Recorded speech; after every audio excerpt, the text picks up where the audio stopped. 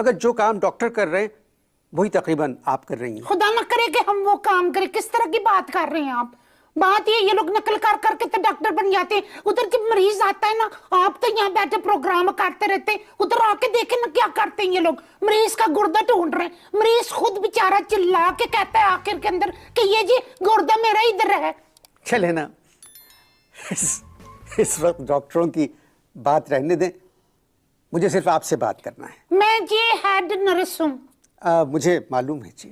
آپ کو کس نے بتایا جی؟ میری آپ سے بات ہوئی تھی. میری تو خالی ایک دفعہ بات ہوئی تھی, وہ بھی چودھری رفیق سے.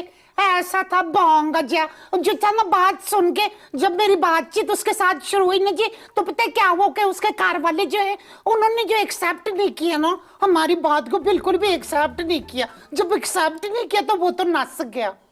میں اس بات کی بات کر رہا ہوں جو میں نے آپ سے ٹیلی فون پہ کی تھی. جس وقت آپ کا ٹیلی فون آیا تھا نا انور صاحب جی, اس وقت لائن سے زیادہ ڈسٹرب تھی میں.